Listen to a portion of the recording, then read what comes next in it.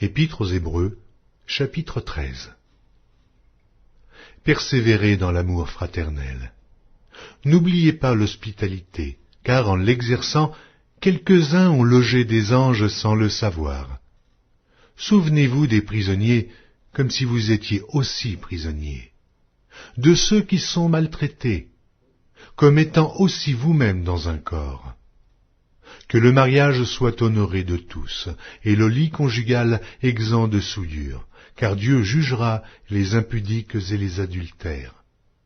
Ne vous livrez pas à l'amour de l'argent, contentez-vous de ce que vous avez, car Dieu lui-même a dit « Je ne te délaisserai point, et je ne t'abandonnerai point ».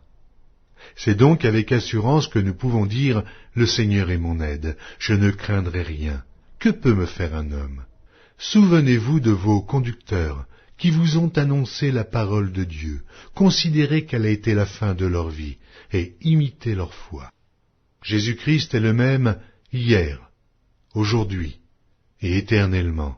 Ne vous laissez pas entraîner par des doctrines diverses et étrangères, car il est bon que le cœur soit affermi par la grâce, et non par des aliments qui n'ont servi de rien à ceux qui y sont attachés.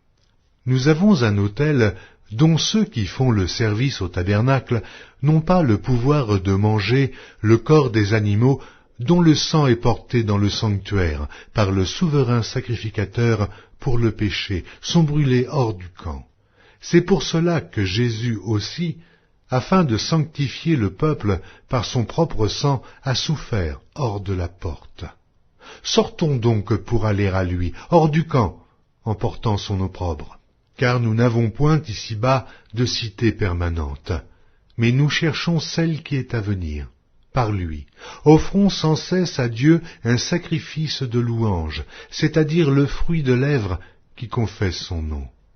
Et n'oubliez pas la bienfaisance et la libéralité, car c'est à de tels sacrifices que Dieu prend plaisir.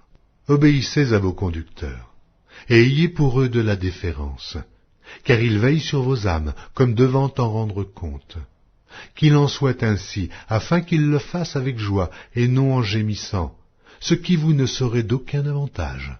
Priez pour nous, car nous croyons avoir une bonne conscience, voulant en toutes choses nous bien conduire.